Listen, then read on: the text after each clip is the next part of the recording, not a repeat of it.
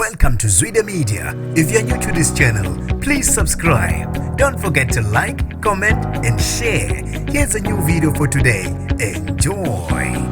Ishe yanqonqa ingane neminyaka emithathu kanye nomalume wayo beneminyaka engu-60 ngesikhathi kusha indlu ngomlilo eCarol Brook ePhoenix. Nginibingelele ngiphinde nginamukele kuphinda kuphi lanibula khona le video. Mangoqala sijoyinele elikhasi wamulekela igama lami ngusibonga konke wakandwando Mothanda.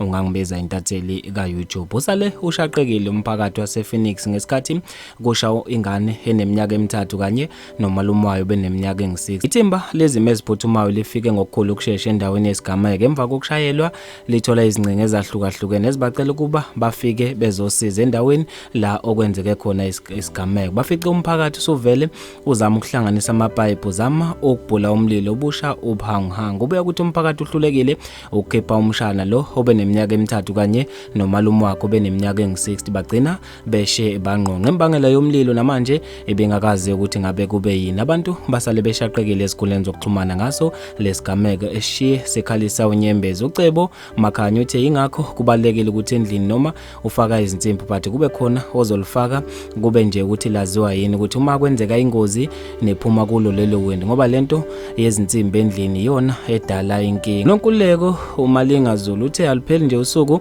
singezange izindaba ezibhlungu baze bashona kabuhlungu engathi umoya wabo ungalala ngokukhulu ukuphumula. Oluhluthando elethu uthe awu kodwa Jesu akwazi kabuhlungu. Bafethu maningi kakhulu ama comment angeke ngeze ngiwaqede wonke. Lezi ke indaba ezibhlungu sithi tutu kwabathe badlulelwe izihlobo zabo kuyona lengozi. Kanti ke bafethu ngizofisa mina ukuze ukuphala kwenkola lapha kwi comment section ngayo le ndaba. Mina nje ngentathela YouTube sengiphuma kanje ngithi awungibambe evidweni elandelayo.